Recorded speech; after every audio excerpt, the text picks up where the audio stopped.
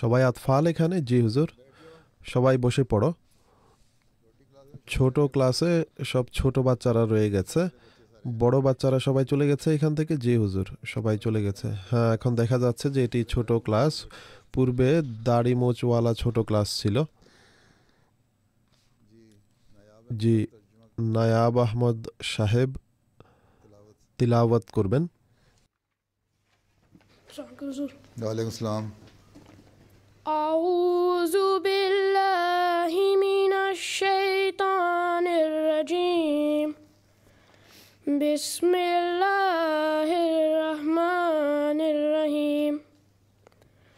ওয়ালিল্লাহি মা ফিস সামাওয়াতি ওয়া মা ফিল আরদ ওয়া ইলাল্লাহি তুরজাউল উমুর। কুনতুম খায়রা উম্মাতিন উখরিজাত লিন-নাসি তা'মুরুনা বিল মা'রুফি ওয়া তানহাউনা আনিল মুনকারি ওয়া তু'মিনুনা বিল্লাহ। ওয়ালাউ আমানা আহলুল কিতাবি লাকানা খায়রাল লাহুম মিনহুমুল মুমিনুনা ওয়া আকসারুহুমুল ফাসিকুন।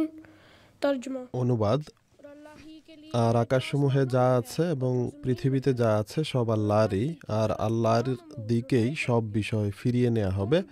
তোমরাই সর্বোত্তম উম্মত, যাদেরকে মানবজাতির কল্যাণের জন্য সৃষ্টি করা হয়েছে। তোমরা সৎ কাজের নির্দেশ দিয়ে থাকো এবং অসৎ কাজ থেকে বারণ করে থাকো, এবং তোমরা আল্লাহতে ঈমান রেখে থাকো। আর আহলে কিতাব যদি ঈমান আনতো তাহলে তা তাদের জন্য অতি উত্তম হতো। তাদের মাঝে মুমিনও রয়েছে, তবে তাদের অধিকাংশই দুষ্কর্ম পরায়ণ। সূরা আল ইমরান 110 এবং 111 নম্বর আয়াত। হাদিস সরফরাজ।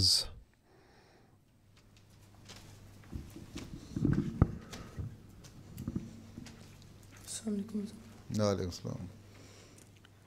আল্লাহুম্মা সাল্লি আলা মুহাম্মাদিন ওয়া আলা আলি মুহাম্মাদিন কামা সাল্লাইতা আলা ইব্রাহিমা ওয়া আলা আলি ইব্রাহিমা ইন্নাকা হামিদুম মাজিদ।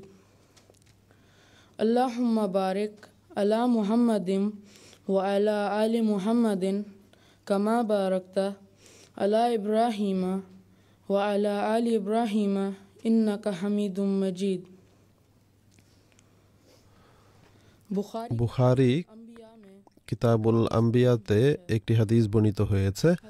হযরত নাফে বর্ণনা করেন যে হযরত আব্দুল্লাহ বিন ওমর রাদিয়াল্লাহু তাআলা আনহু বলেন যে একবার মহানবী সাল্লাল্লাহু আলাইহি ওয়াসাল্লাম মানুষের সামনে মসিহুদ দাজ্জালের উল্লেখ করেন এবং বলেন যে আল্লাহ তাআলা এক চক্ষু বিশিষ্ট নন, কিন্তু মসিহুদ দাজ্জাল কানা হবে। মসিহুদ দাজ্জালের ডান চোখ কানা এবং এমনভাবে ফোলা থাকবে যেভাবে আঙুরের দানা হয়ে থাকে।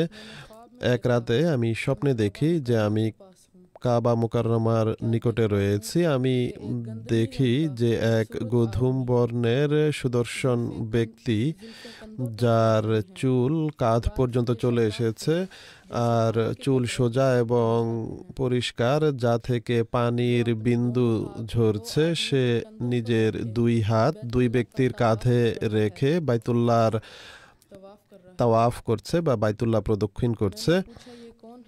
আমি জিজ্ঞেস করি যে সে কে।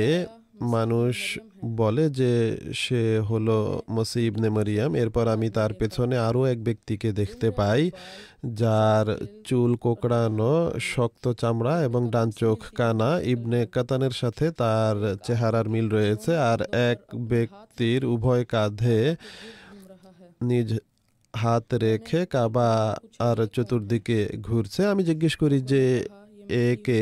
মানুষ বলে যে এ হলো মসিহুদ দাজ্জাল।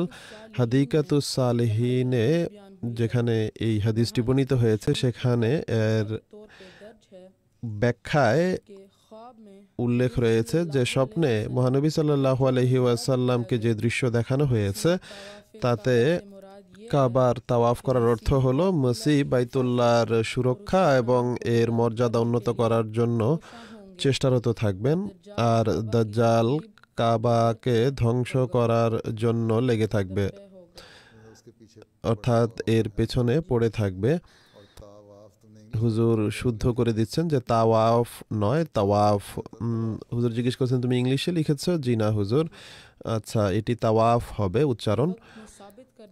সময় প্রমাণ করে দিয়েছে যে যেভাবে হজরত মসিহ মাউদ আলাইসাল্লাম ইসলাম ধর্মের সুরক্ষা অভ্যন্তরীণ এবং বাহ্যিক আক্রমণ থেকে করেছেন, সেরূপ তৌফিক অন্য কেউ লাভ করেনি। জাযাকাল্লাহ, জাযাকাল্লাহ।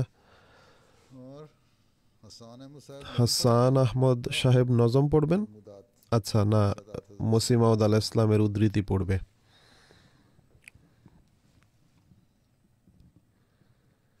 तुम तो लगता है 18 তোমাকে তো মনে হচ্ছে 18 বছর পর্যন্ত আতফালে বসতে পারবে। अस्सलामुअलैकुम हुजूर। वालेकुम सलाम। বিসমিল্লাহির রহমানির রহিম। হজরত মসিহ মাউদ আলাইহিসসালামের উদ্ধৃতি পড়ছি। আমি চাই না যে এক মূর্তির ন্যায় আমার পূজা করা হবে। আমি শুধু সেই খোদার প্রতাপ চাই যার পক্ষ থেকে আমি প্রত্যাদিষ্ট হয়েছি। যে ব্যক্তি আমাকে অসম্মানের দৃষ্টিতে দেখে, সে সেই খোদাকে অসম্মানের দৃষ্টিতে দেখে যিনি আমাকে প্রেরণ করেছেন। আর যে ব্যক্তি আমাকে গ্রহণ করে, সে সেই খোদাকে গ্রহণ করে যিনি আমাকে প্রেরণ করেছেন। মানুষের মাঝে এর চেয়ে বড় আর কোনো গুণ হতে পারে না যে সে তাকওয়ার পথ অবলম্বন করে আল্লাহর প্রত্যাদিষ্টের সাথে লড়াই থেকে বিরত থাকবে এবং সেই ব্যক্তির পরায়ণ হয়ে অস্বীকার করবে না, যে বলে যে আমি আল্লাহর প্রত্যাদিষ্ট আর আমি ধর্মের পুনর্জীবনের জন্য শতাব্দীর শিরোভাগে প্রেরিত হয়েছি। এক মুত্তাকি বিষয়টি বুঝতে পারে যে 14 শতাব্দীর শিরোভাগে যাতে হাজার হাজার আক্রমণ ইসলামের প্রতি করা হয়েছে, এমন এক মুজাদ্দেদের প্রয়োজন ছিল যে ইসলামের বাস্তবতা প্রমাণ করে দেখাবে। আঞ্জামে আথম পুস্তক। জাযাকাল্লাহ।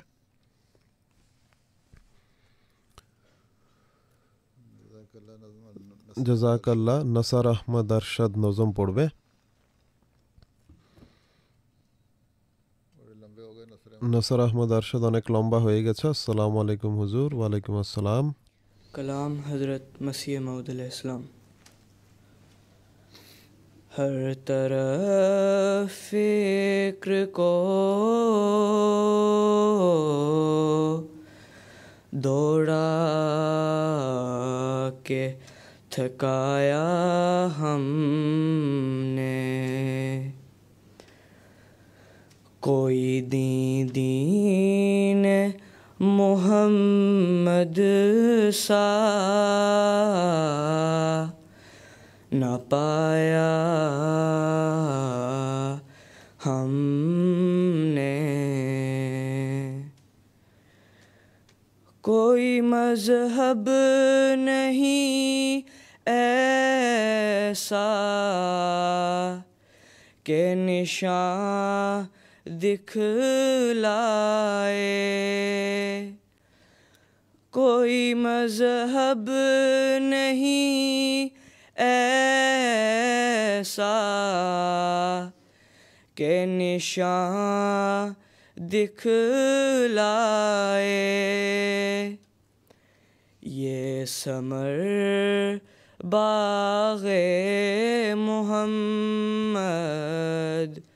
से ही खाया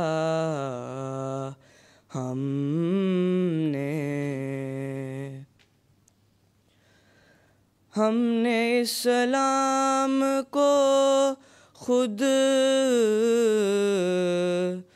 तजुर्बा कर के देखा,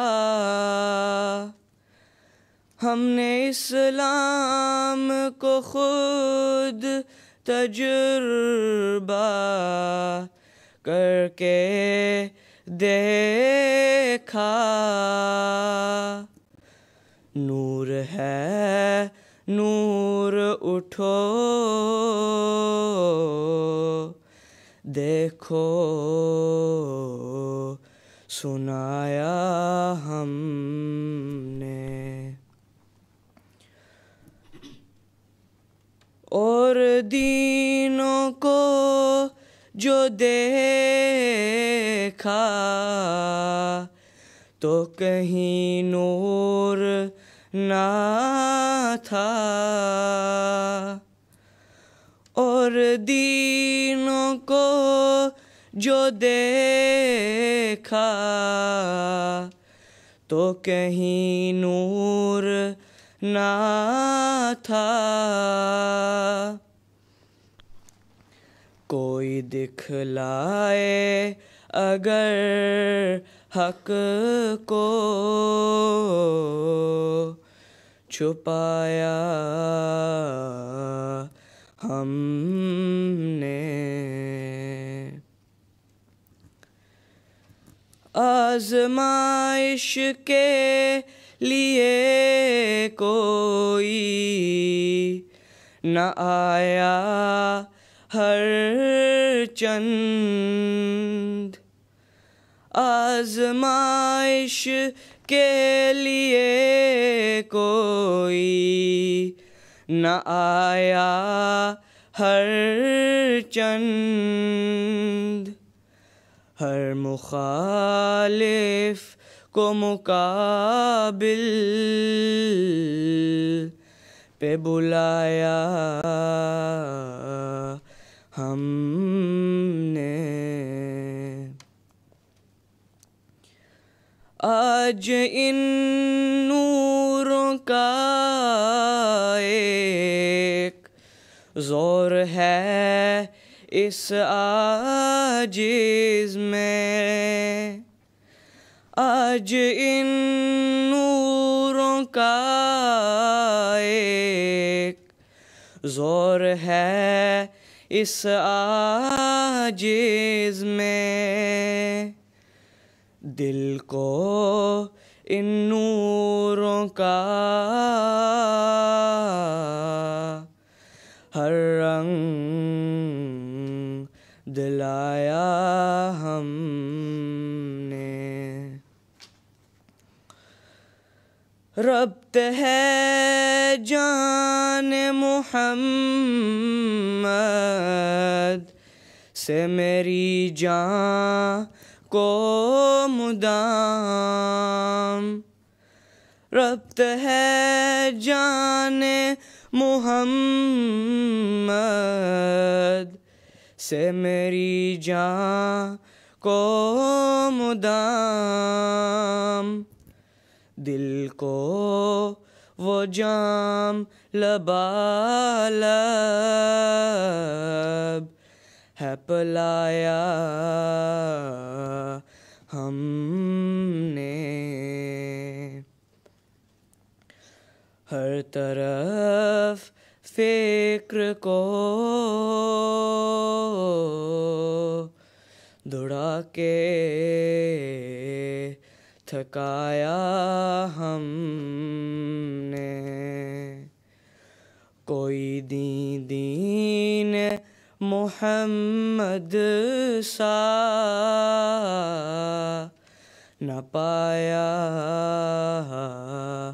हमने।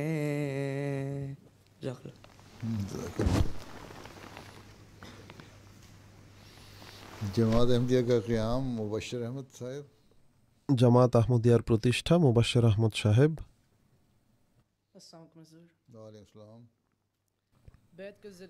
বয়াতের মাধ্যমে জামাতে আহমদিয়ার প্রতিষ্ঠা। মার্চ মাস জামাতে আহমদিয়ার ইতিহাসে অনেক গুরুত্ব রাখে। এটি সেই মাস যার 23 তারিখে হজরত আকদাস মসিহে মাউদ আলাইহিসসালাম আল্লাহ তাআলার নির্দেশ অনুযায়ী প্রথমবার বয়াত গ্রহণ করেন, আর এভাবে একটি রীতিমতো জামাত প্রতিষ্ঠিত হয়। এই জামাত আখারিনদের সেই জামাত যার শুভ সংবাদ আল্লাহ তাআলার পবিত্র কালাম থেকে ইঙ্গিত পেয়ে হজরত আকদাস মুহাম্মদ মুস্তাফা সাল্লাল্লাহু আলাইহি ওয়াসাল্লাম প্রদান করেছিলেন। সেই জামাতকে জামাতে আহমদিয়া বলা হয়। এক দীর্ঘকাল থেকে হজরত আকদাস মসিহে মাউদ আলাইহিসসালামের নিষ্ঠাবান বন্ধুদের ধারণা ছিল যেন হুজুর বয়াত গ্রহণ করেন, কিন্তু হুজুর কে এই ধারণা বিরত রেখেছিল যে যতক্ষণ এই কথার নির্দেশ খোদা তাআলার পক্ষ থেকে না আসবে ততদিন বয়াত নেয়া সমীচীন হবে না। অবশেষে আল্লাহ তাআলা 1888 সনে তাকে আলাইহিসসালাতুওয়াসসালামকে বয়াত নেয়ার নির্দেশ প্রদান করেন। 12 জানুয়ারি 1889 সনের রাতে হুজুর আলাইহিসসালামের ঘরে হযরত মির্জা বশিরউদ্দিন মাহমুদ আহমদ রাদিয়াল্লাহু তাআলা আনহু আল মুসলিম মাউদের জন্ম হয়। সেই দিন হযরত মসিহে মাউদ আলাইহিসসালাম ইশতেহার তাকমিলে তাবলীগ লিখেন। এই বিজ্ঞাপনে তিনি বয়াত করার 10টি শর্ত বর্ণনা করেন। এই 10টি শর্তের মাঝে হুজুর আলাইহিস সালাম নিজ জামাতে যারা অন্তর্ভুক্ত হবে তাদেরকে সমস্ত প্রকার গুনাহ থেকে আত্মরক্ষা করার এবং সকল নেকির পথে পা বাড়ানোর এবং ইসলামের মান সমুন্নত করার জন্য সম্ভাব্য সকল চেষ্টা করার প্রতি দৃষ্টি আকর্ষণ করেন। একটি শর্তে মানুষকে কোনো প্রকার ক্ষতি না করার জন্য নসিহত করেন। সেখানে মুসলমানদের উল্লেখ করে তিনি বলেন যে বিশেষত মুসলমানদেরকে কোনো প্রকার অবৈধ কষ্ট প্রদান করবে না। আরেক শর্তে তিনি বলেন ইসলামের প্রতি সহানুভূতিকে নিজ প্রাণ, নিজ সম্পদ এবং নিজের সম্মান এবং নিজের সমস্ত প্রিয় বিষয় থেকে প্রিয় মনে করবে।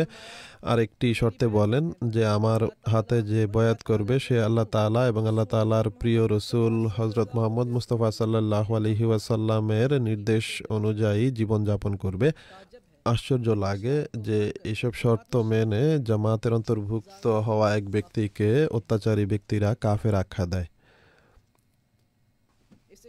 এই বিজ্ঞাপন প্রকাশের পর হযরত মসিহে মাউদ আলাইহিসসালাম লুধিয়ানায় গমন করেন এবং হযরত সুফি আহমদ জান সাহেব রাদিয়াল্লাহু তাআলা আনহু এর ঘর যা মহল্লা জদিদে অবস্থিত সেখানে অবস্থান করেন।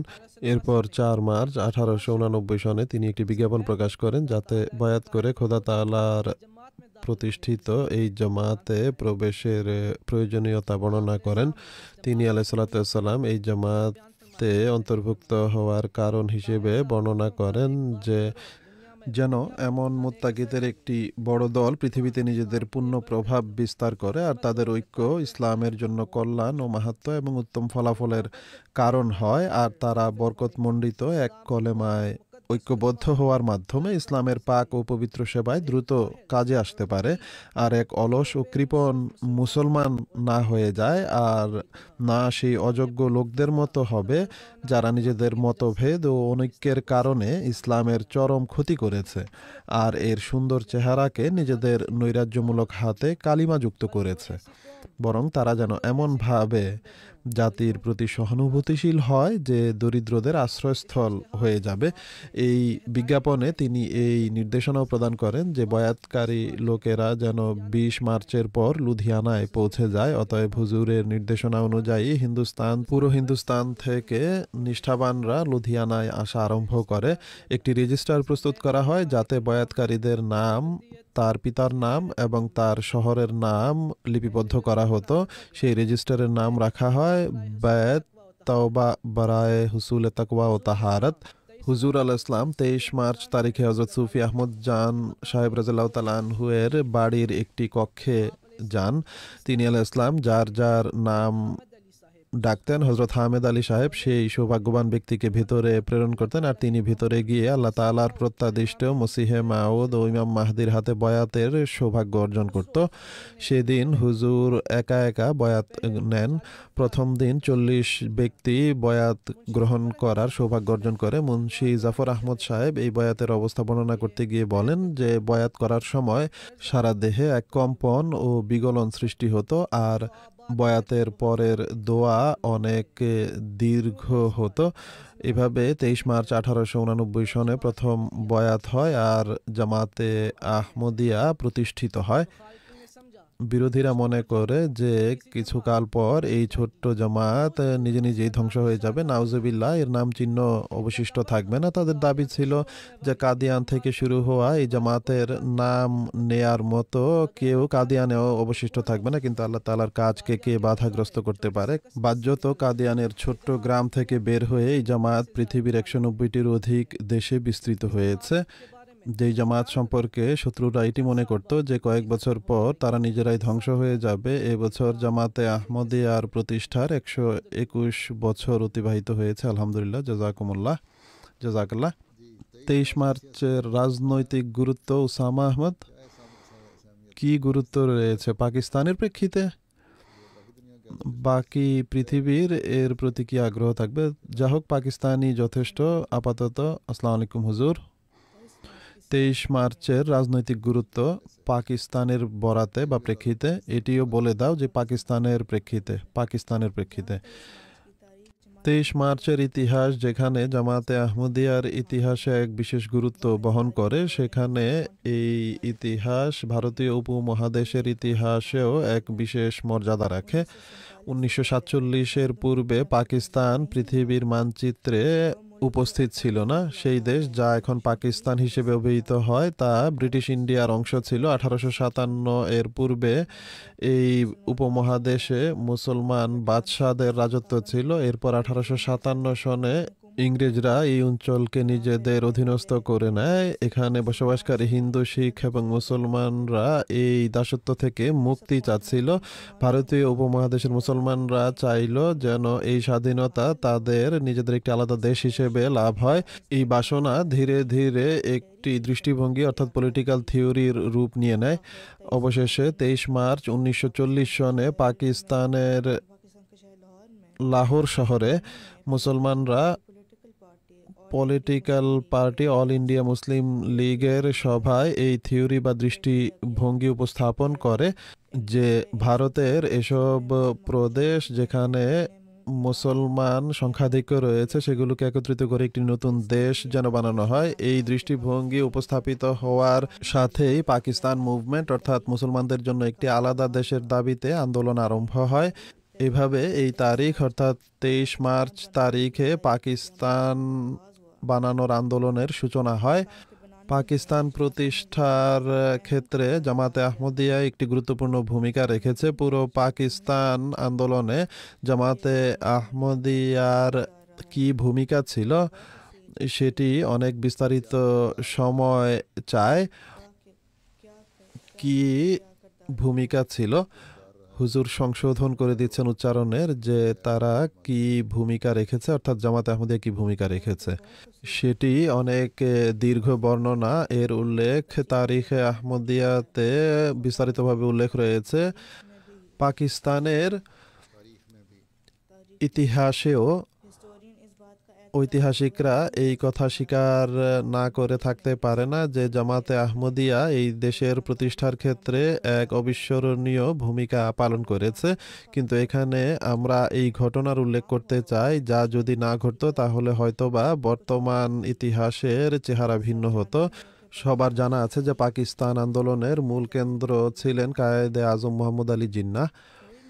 সেই মোহাম্মদ আলী জিন্নাহ যিনি পরবর্তীতে হিন্দুস্তানের মুসলমানদের কায়েদে আজম আখ্যায়িত হন। সেই মোহাম্মদ আলী জিন্নাহ সাহেব যিনি মুসলমানদের অবস্থায় নিরাশ হয়ে রাজনীতি ছেড়ে লন্ডনে সেটেল হয়ে গিয়েছিলেন। জিন্নাহ সাহেব একজন আইনবিদ ছিলেন আর তিনি লন্ডনে নিজের প্র্যাকটিস আরম্ভ করেছিলেন আর হিন্দুস্তানের মুসলমানদের ভবিষ্যৎকে তাদের অবস্থায় ছেড়ে দিয়েছিলেন।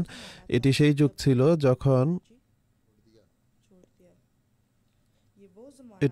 ছিল যখন পৃথিবীতে সেই ব্যক্তি উপস্থিত ছিলেন যিনি আল্লাহ তাআলার প্রদত্ত শুভ সংবাদ অনুযায়ী বন্দীদের মুক্তির কারণ হওয়ার ছিলেন, যার সাথে ফজল বা কৃপা বা অনুগ্রহ ছিল, যিনি একান্ত মেধাবী ও প্রজ্ঞাবান ছিলেন আর খলিফাতুল মসিহ হওয়ার কারণে তিনি মুসলমানদের সবচেয়ে বড় শুভাকাঙ্ক্ষী ছিলেন। জি হ্যাঁ, আমাদের ইঙ্গিত হজরত মুসলিম আউদ রাদিয়াল্লাহু তাআলা আনহু এর প্রতি। হজরত মির্জা বশিরউদ্দিন মাহমুদ আহমদ সাহেব আল মুসলিম আউদ রাদিয়াল্লাহু তাআলা আনহু জামাতে আহমদিয়া ইউকের মুবাল্লিগ ইনচার্জ হজরত মাওলানা আব্দুর রহিম দর সাহেব রাদিয়াল্লাহু তাআলা আনহুকে নির্দেশনা প্রদান করেন যেন তিনি জিন্নাহ সাহেবের সাথে সাক্ষাৎ করেন এবং তাকে এটি বোঝান যে হিন্দুস্তানের মুসলমানদের তার প্রয়োজন রয়েছে। তিনি মুসলমানদের রাজনৈতিক নেতৃত্ব গ্রহণ করে তাদের পৃথক দেশ অর্জনের লক্ষ্য পূরণ করতে পারেন। অতএব হজরত আব্দুর রহিম দর সাহেব রাদিয়াল্লাহু তাআলা আনহু হুজুর রাদিয়াল্লাহু তাআলা আনহু এর নির্দেশনা অনুযায়ী জিন্নাহ সাহেবের সাথে যোগাযোগ করেন, তার সাথে সাক্ষাৎ করেন, তাকে এটি বোঝান যে হিন্দুস্তানের মুসলমানদের একজন ভালো রাজনৈতিক নেতার প্রয়োজন রয়েছে আর সেই প্রয়োজন জিন্নাহ সাহেবই পূর্ণ করতে পারেন। জিন্নাহ সাহেব এই কথায় রাজি হলেও তার জন্য এই মুশকিল ছিল যে তিনি রাজনীতি থেকে পৃথক হওয়ার ঘোষণা দিয়েছিলেন। এখন আমি কিভাবে বলবো যে আমি পুনরায় রাজনীতিতে ফিরতে চাই? এতে মৌলানা আব্দুর রহিম দর সাহেব তাকে বলেন যে মসজিদ ফজল লন্ডনে ঈদ উপলক্ষে একটি অনুষ্ঠানের আয়োজন করা হোক, যেখানে আপনি মুসলমানদের রাজনৈতিক অবস্থার উপর বক্তব্য দিবেন আর তাদের পথ প্রদর্শন করুন। এভাবে তাদের জন্য উপকার হবে আর আপনার রাজনীতিতে ফিরে আসার ঘোষণাও হয়ে যাবে। কায়েদে আজম মোহাম্মদ আলী জিন্নাহ সাহেব এই প্রস্তাব মেনে নেন। এইভাবে হিন্দুস্তানের রাজনীতিতে তার পুনরাগমন ঘটে। কায়েদে আজম এই কথার স্বীকারোক্তি দেন যে মসজিদ ফজলের ইমাম সাহেব আমার জন্য এছাড়া আর কোনো পথ অবশিষ্ট রাখেননি যে আমি যেন ভারতে ফিরে যাই। এভাবে কায়েদে আজম মোহাম্মদ আলী জিন্নাহ পুনরায় ইন্ডিয়ায় ফিরে যান। এই ফিরে যাওয়ার পরই 23 মার্চ 1940 সনে পাকিস্তানের গঠনতন্ত্র অর্থাৎ পাকিস্তান রেজুলেশন উপস্থাপিত হয়, যেখানে মুসলমানদের জন্য একটি আলাদা দেশের দাবি প্রথমবার রীতিমতো উপস্থাপিত হয়। এভাবে হজরত মুসলিম মাউদ রাদিয়াল্লাহু তাআলা আনহু কায়েদে আজম মোহাম্মদ আলী জিন্নাহ সাহেবকে মুসলমানদের নেতৃত্বের বা পথ প্রদর্শনের জন্য ফিরে যেতে রাজি করান। আর এভাবে পৃথিবীর মানচিত্রে এই দেশ উঠে আসে যেটিকে আমরা পাকিস্তান হিসেবে জানি। তখনও আর এখনও আমরা এই দেশের জন্য শান্তি ও নিরাপত্তার বাসনা করি। আজও যখন পাকিস্তানের উল্লেখ করা হয় তখন আমাদের প্রিয় ইমাম আমিরুল মোমিনিন হজরত খলিফাতুল মসিহ আল খামেস আয়দাল্লাহু তাআলা বিনসরিহিল আজিজ সারা পৃথিবীতে বসবাসকারী আহমদীদের পাকিস্তানের নিরাপত্তার জন্য দোয়া করার তাহরিক করেন। জাযাকাল্লাহ। ঠিক আছে, আব্দুল মুকিত সাহেব নজম পড়বেন।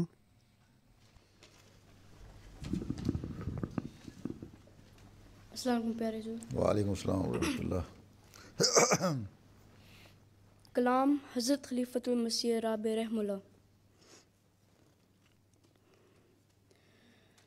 दो घड़ी सब्र से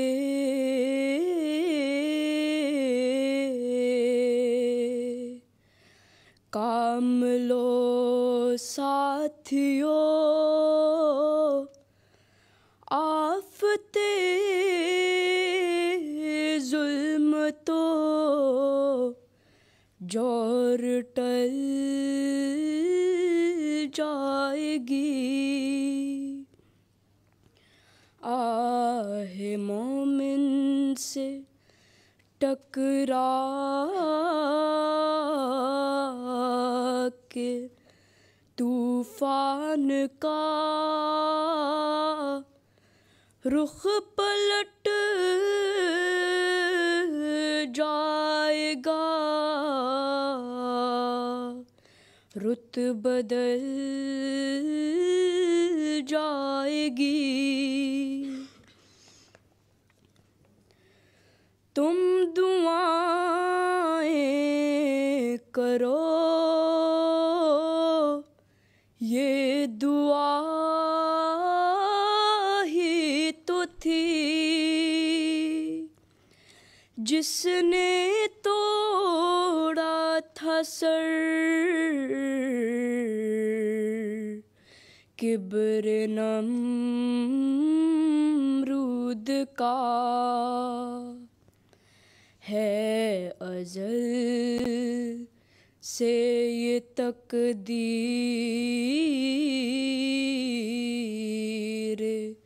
नमरूदियत आप ही आग में अपनी जल जाएगी। ये दुआ ही का था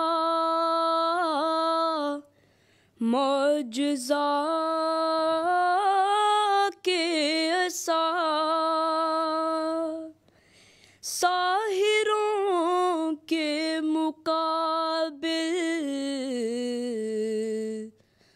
ना अज़दहा आज भी देखना मर्द हक की दुआ आज भी देखना मर्द हक की दुआ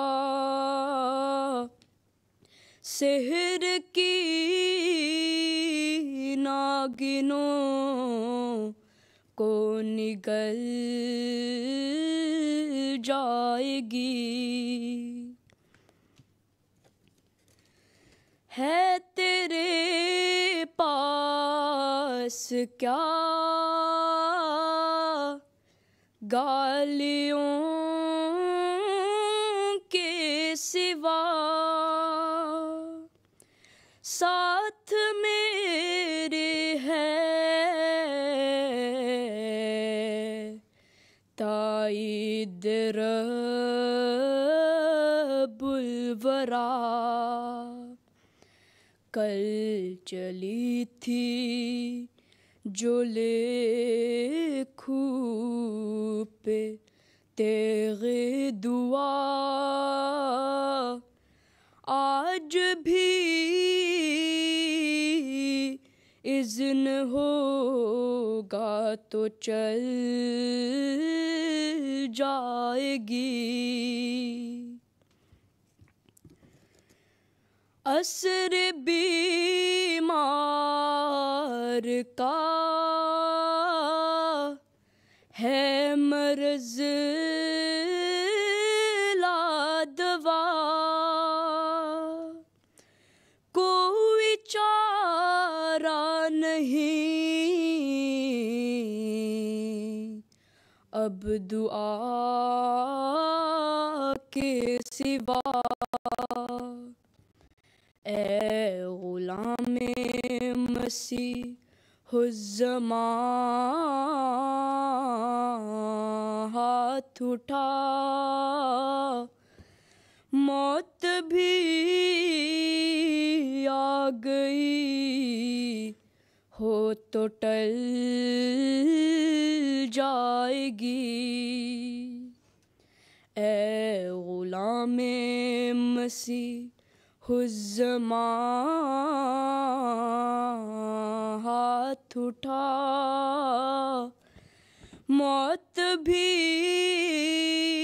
आ गई हो तो टल जाएगी दो घड़ी सब्र से काम लो साथियों आफते जुल्म तो जौर टल जाएगी आहे मोमिन से टकरा के तूफान का रुख पलट जाएगा रुत बदल जाएगी জাযাকাল্লাহ হ্যাঁ জি এখন দুটি বক্তব্যের ইংরেজি সারসংক্ষেপ উপস্থাপন করবেন মির্জা নভীদ আহমদ সাহেব। তুমি মির্জা নাদিমের ছেলে? আচ্ছা। ওয়ালাইকুম আসসালাম। I will now present a summary of both the Urdu speeches just presented. Creation of Jamaat Ahmadiyya through Bai'at. The month of March has great significance in the history of our Jamaat. This is the month when the promised Messiah alayhi salam started taking Bai'at on Allah's instruction, and hence the blessed prophecy of Allah regarding the formation of a Jamaat by the people of the latter days got fulfilled, as conveyed by the Holy Prophet Hazrat Muhammad sallallahu alaihi wasallam. The companions of the promised Messiah alayhi salam had long wished to initiate Bai'at at his hands, but the promised Messiah alayhi salam waited for Allah's instruction, which eventually happened in 1988. On January the 12th, 1989, the promised Messiah alayhi salam published the pamphlet Takmil Tabligh, in which he presented the 10 conditions of Bai'at. These 10 conditions include instructions to keep away from every type of sin and to develop good characters and work towards bringing good name to Islam. The pledge also instructs not to cause any kind of harm to another person, especially the Muslims. The pledge instructs members to hold faith, the honor of faith, and the cause of Islam dearer to them than their life, wealth, honor, children, and all other dear ones. It also instructs to lead lives according to the teachings of Allah and His beloved Prophet, Hazrat Muhammad sallallahu alaihi wasallam. It is such a pity, though, that members who enter into this Jamaat by pledging to these conditions are labeled as kafir by some cruel people. After publishing this pamphlet, the promised Messiah alayhi salam shifted to Ludhiana at the residence of Hazrat Sufi Ahmad Jan radhiyallahu ta'ala anhu. Another pamphlet was published on 4th March 1889, in which the importance of joining this Jamaat was emphasized.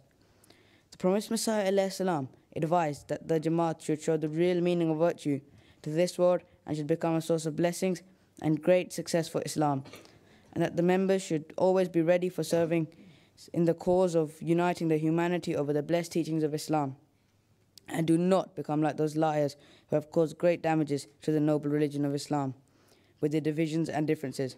Rather, they should be such people that shall shelter the poor. Hazur alayhi salam invited people to come to Ludhiana for initiation in this pamphlet.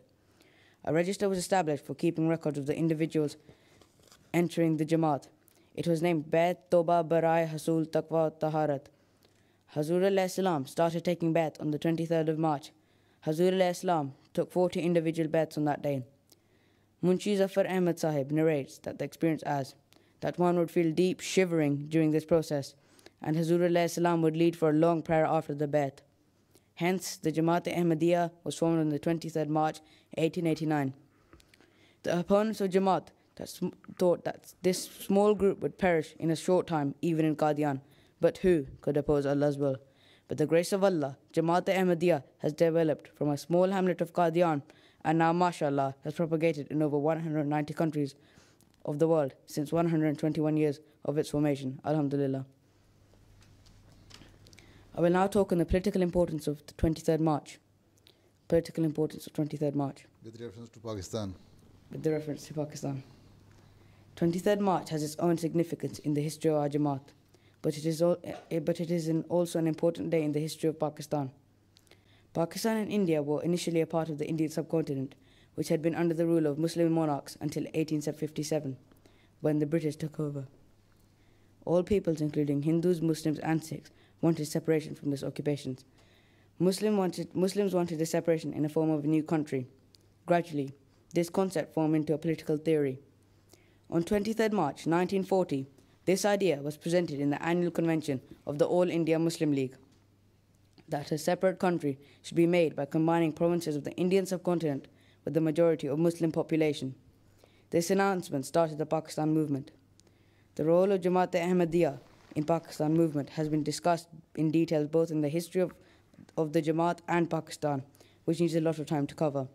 History cannot deny the important role of Jamaat Ahmadiyya in the creation of Pakistan, but here an important incident is narrated which has a huge significance in the history of Pakistan.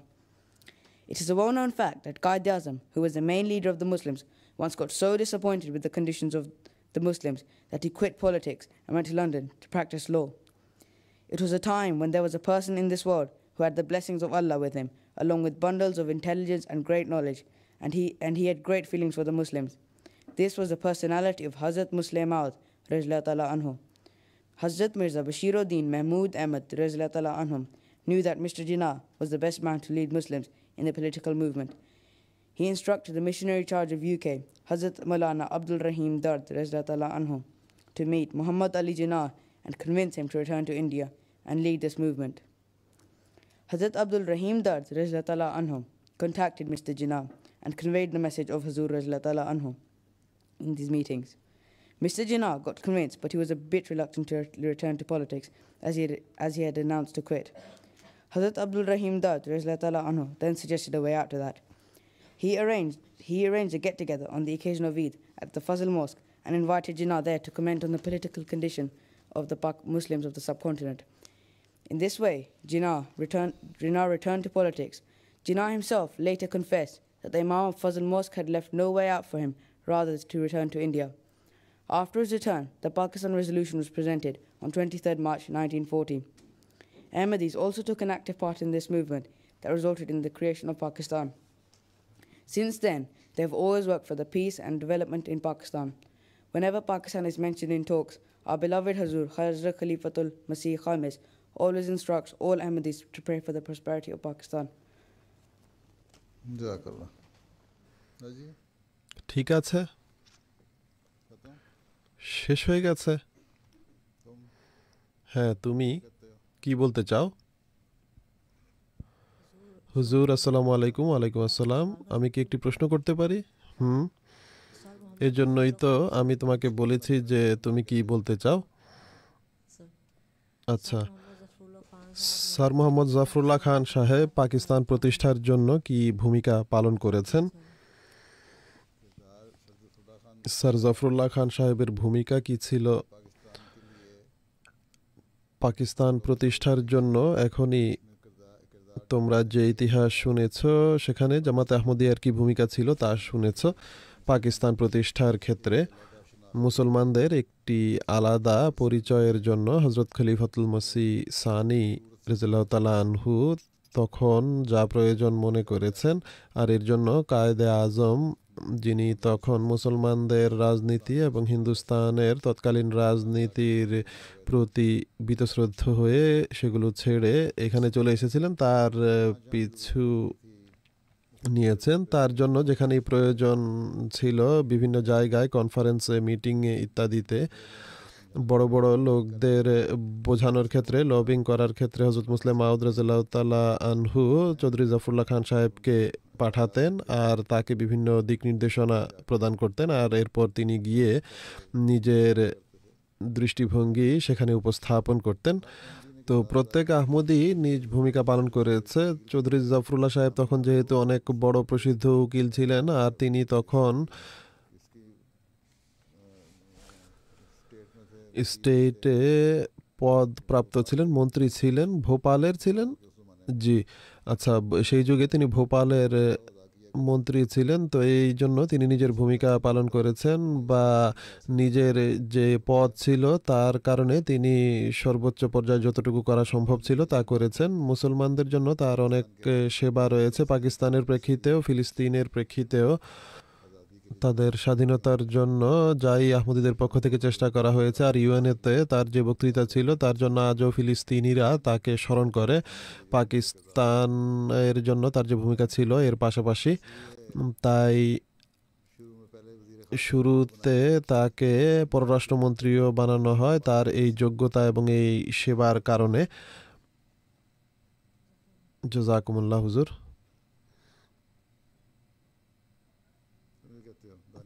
Daniyal, তুমি কি বলতে চাও? হুজুর, যখন আপনি আফ্রিকায় ছিলেন তখন আপনার জীবন কেমন ছিল? আমি যখন আফ্রিকায় ছিলাম, আমি যখন আফ্রিকায় গিয়েছি তখন আফ্রিকার একটি দেশ হলো ঘানা, পশ্চিম আফ্রিকায়। তখন সেখানকার অর্থনীতি অনেক বেশি খারাপ ছিল, আর বৃষ্টি না হওয়ার কারণে তাদের নিজেদের যে কৃষির উপর নির্ভরশীলতা ছিল সেই ফসল হচ্ছিল না। এছাড়া দুর্নীতিও ছিল। তাদের অনেক বড় আয় কোকোর উপর নির্ভর করে। কোকোর বাগানগুলো ধ্বংস হচ্ছিল বৃষ্টি না হওয়ার কারণে, সেগুলো সঠিকভাবে পানি পাচ্ছিল না। কোকো চিনো, যা দিয়ে চকলেট বানানো হয়, সেটি সেখানে অনেক বেশি উৎপাদিত হয়। যা হোক, সেখানে অনেক খারাপ পরিস্থিতি ছিল। উদাহরণস্বরূপ তাদের অফিসিয়াল যে মূল্য ছিল বা সেখানকার কারেন্সি হলো সিটি। এক সিটি অফিসিয়ালি 1.1 সমপরিমাণ ডলারের মতো ছিল, কিন্তু ব্ল্যাক মার্কেটে তখন $5 ছিল তা। আর প্রতি বছর কিছু না কিছু মূল্যস্ফীতি হতো, আর ব্ল্যাক মার্কেটে ডলারের মূল্য বেড়ে যেত। যখন আমি এসেছি 8 বছর পর, তখন $1 অফিসিয়াল রেট সম্ভবত 4 সিটি ছিল, আর ব্ল্যাক মার্কেটে 58 বা 58 উপরে ছিল।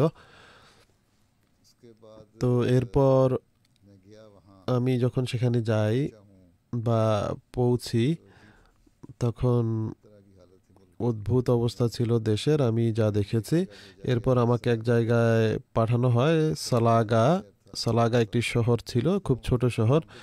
আমরা তো সেটিকে গ্রাম বলি, কিন্তু সেটি তাদের জন্য শহর ছিল, যেখানে ডিস্ট্রিক্ট হেডকোয়ার্টার ছিল, কিন্তু প্রায় সব ঘর কাঁচা ছিল। রেস্ট হাউস বা অন্যান্য ঘর, সরকারি ঘরগুলো ব্যতীত সেখানে জামাতের একটি স্কুলও ছিল। সেখানে আমাকে প্রেরণ করা হয়। তো সেখানে আমি 2 বছর ছিলাম সেই গ্রামে। আর ছোট একটি ঘর ছিল, 2 কক্ষ বিশিষ্ট। আমাকে বলা হয় যে এখানে থাকো। সেখানে কারেন্ট বা বিদ্যুৎ ছিল না, পানিও ছিল না। এরপর আমরা দূর থেকে পানি নিয়ে আসতাম। বর্ষাকালে আমরা ট্যাঙ্ক পানি জমা করতাম, বা কুয়ো থাকতো, সেখান থেকে পানি বের করতাম। তো এরপর অনেক সময় এমনও হতো যে সরকারের পক্ষ থেকে যে পানি সরবরাহের ব্যবস্থা ছিল, সেখানে আমরা পয়সা দিয়ে অনেক সময় পানির ট্যাঙ্কার এনে নিজেদের বালতি ভরে রাখতাম, বা সেগুলো গোসলখানায় বা টয়লেটে নিয়ে আসতাম। আর এরপর এই গল্পটি শেষ করতে দাও আগে। আর বিদ্যুতের জন্য আমরা কেরোসিনের বাতি জ্বালাতাম, বা ছোট গ্যাস সিলিন্ডার পাওয়া যেত। সেগুলো খুব কষ্ট করে মানুষ গ্যাস স্টেশনে দাঁড়িয়ে কয়েক ঘন্টা, জামাতে আহমদিয়ার কারণে কিছুটা সুবিধা পাওয়া যেত, চাই দ্রুত পাওয়া যেত। তো সেই গ্যাস ল্যাম্প বা কেরোসিন ল্যাম্প আমরা রাতে জ্বালাতাম। সেই ক্ষেত্রে আমরা সাবধান থাকতাম যে কোথাও কেরোসিন শেষ হয়ে গেলে পুনরায় পাওয়া যাবে কি যাবে না তা জানা নেই, তাই কয়েক ঘন্টা জ্বালানোর পর আমরা তা নিভিয়ে রাখতাম। ফ্রিজ ইত্যাদিও কেরোসিনের ছিল। ঘটনাচক্রে আমার পূর্বে যিনি ছিলেন সেখানে, তিনি নিয়ে রেখেছিলেন, যেটি আমার কাজে লেগেছে। তো সেটি কেরোসিন দিয়ে চালানো যেত সেই ফ্রিজ। আর 2 মাইল দূরে স্কুল ছিল যেখানে আমি যেতাম। এরপর আমি আরেকটি জায়গায় যাই 2 বছর পর, দক্ষিণে। সেখানে আবহাওয়া কিছুটা ভালো ছিল, পূর্বের এলাকায় গরম ছিল। এখানে খাবারের জিনিসপত্র তুলনামূলকভাবে উত্তম এবং দ্রুত পাওয়া যেত। পূর্বের যে স্থানের কথা আমি বলছি, পানি ছিল না, কিন্তু পানি না থাকা সত্ত্বেও পানি ট্যাঙ্কিতে ভরে বা দূর থেকে পুকুর থেকে এনে আমি কিছুটা সবজিও সেখানে লাগিয়ে রেখেছিলাম। নিজের একটি সবজি বাগান করেছিলাম ছোট, আর সেখানে অনেকদিন পর্যন্ত আমি নিজের সবজি খেয়েছি। যদি মানুষ পরিশ্রম করে তাহলে সব কিছুই সম্ভব হয়। কোন সবজি? সকল প্রকার সবজি যা পাকিস্তানে পাওয়া যায়। আমি অনেক বীজ নিয়ে গিয়েছিলাম, লাউ এবং শসা, ক্ষীরা যেটিকে বলা হয়, শালগম এবং কালো তরি, এবং অন্য যাই পাওয়া যেত, পেঁয়াজ, টমেটো, সবই আমি লাগিয়েছিলাম সেখানে। তা আমি নিজের সবজি বাগান থেকেই পেয়ে যেতাম। আর এক স্থানে যখন যাই, সেখানেও 2 বছর থেকেছি, সেখানে কিছুটা ভালো অবস্থা ছিল। এরপর পুনরায় আরেক স্থানে যাই, যেখানে 4 বছর ছিলাম। এরপর আমি এগ্রিকালচার ফার্ম আরম্ভ করি। অনেক সময় এমন হতো যে ট্রাক্টরে বসে গাড়ির জন্য বা আমাদের ওয়াগন যেটি ছিল তার জন্য পেট্রোল পাওয়া যেত না, ডিজেল পাওয়া যেত। তো ট্র্যাক্টরে বসে আমি 35 মাইল দূরে ফার্মে যেতাম। অনেক সময় সেদিনই ফিরে আসতাম, বা কাজ বেশি হলে সেখানেই তাদের যে গ্রাম ছিল, মাটির ঘর, সেখানে স্থানীয়রা যারা বসবাস করতো তাদের সাথেই আমি ছোট একটি বা কিছুটা মোটা ম্যাট্রেস নিয়ে যেতাম নিজের সাথে, এরপর নিচে বিছিয়ে সেখানেই শুয়ে পড়তাম আর রাত কাটিয়ে দিতাম।